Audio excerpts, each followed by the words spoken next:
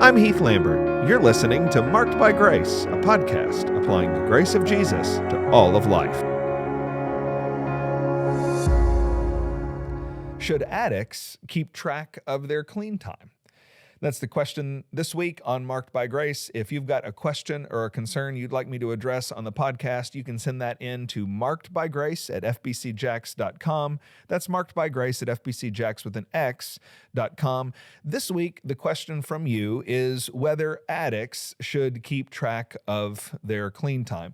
The question comes particularly from someone who has been enslaved to pornography, and they're wondering if, hey, should I keep track of how many weeks and how many months and how many years that I've been clean, that I've been pure? It's a specific question from somebody who struggled in the past with pornography, but it's a question that I've dealt with over the years from people who've dealt with all sorts of addictions, whether other kinds of sexual addictions, drugs, alcohol, that kind of thing. There is sort of a cultural practice that we memorialize the amount of time that we've gone without going back to that issue that had enslaved us. And the question this week is that cultural practice a good idea? Let me say a couple things about it. First of all, there's some senses in which we can't help it. When something has dominated your life, you're going to notice its absence, and you won't even be able to help but mark some kind of time. Even if you don't know the exact date, you might know that it's been about a year, or it's been roughly 3 months, or man, I haven't done that in 2 or 3 weeks. So there's going to be some sense in which the removal of a dominating reality from your life is going to be one of the ways that you mark time. It also might be the case that for all sorts of reasons, maybe your job, maybe for accountability, maybe for medical reasons, that you need to keep track of it. You would need to be able to say, hey, I haven't done this thing since then. So it might be a necessity. My point here is not to say that keeping track of your clean time is wrong, because I don't think it is. The point I'd want to say today is that there are risks attached to it that we don't often consider because it is just such a common cultural practice to just celebrate. It's been a month, it's been 6 months, it's been 90 days, it's been 4 years. Because it's such a common practice to do that, there are risks that we don't often think about. One passage that I want to point you to, which actually might seem like it doesn't have anything to do with the issue, is in Hebrews chapter 13.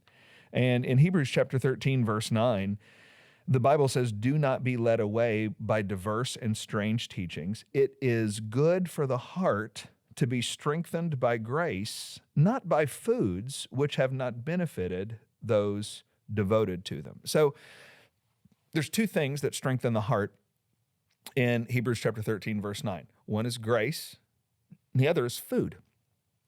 And food, very obviously in the Bible, is not a bad thing. You need to eat. You need physical strength. God's gift to us is in food. But what he says is that you need to be strengthened by grace. There are good things. There are wonderful gifts that when they compete with grace, they become risky things. I think the anniversary of clean time, sobriety, purity, I think those could be gifts, but they also run a risk of competing with grace. And when they compete with grace, they run some risks. So let's think about some of the ways that keeping track of your clean time might run some risks. Well, there could be a prideful element. You could have your pride latch onto the amount of time you've been clean and start to get a big head about it. You could start to feel pretty good about yourself. Of course, there's a sense in which keeping track of that time could help you celebrate and commemorate and praise the Lord for his grace. But just in honesty, it could also help you be a boaster. And if that is the case, then it could also make it hard for you to confess when you need help. In other words, the celebration and commemoration of the clean time might occupy your energy and not how you're doing, not measuring how your temptations are, what desires there are in your heart. And so pride could attach to that and give you an ego boost, which it should not do, and contribute to boasting. It could also make it hard to confess the sin. Also, when you're commemorating the time, victory over the sin could start to be equivalent to the amount of clean time that you have had. So that, let's say you've had 12 months of clean time. You haven't had a drink in 12 months, or you haven't looked at pornography in 12 months, or something like that, and then you do. Then you have a bad weekend, or you have a bad night, and you do. And what you'll be tempted to think, if the big deal is measuring the amount of time you've been clean, what you'd be tempted to think is, well, now I lost everything. But you didn't. You didn't.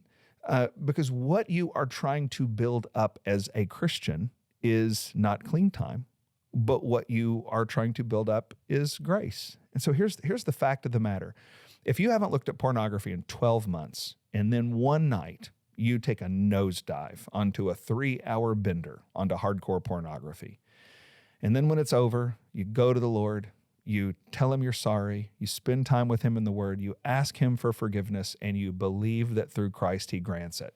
In that moment, 1 John 1:9 would have you to believe that you are just as forgiven and clean 5 minutes after you blew it as you were forgiven and clean 5 minutes before you blew it. Because you're strengthened by grace. You're not strengthened by clean time. By grace, you are forgiven and clean, not by your clean time. So, should you keep track of your clean time? Well, it's not wrong to do it, but there are risks involved. So if you're going to keep track of your clean time, be careful. Don't let that contribute to pride and boasting, and don't let it contribute to discouragement when you fail. Use it to do what everything ought to do, which is to lead you to the throne of Jesus' grace, where there is mercy to help in any time of need.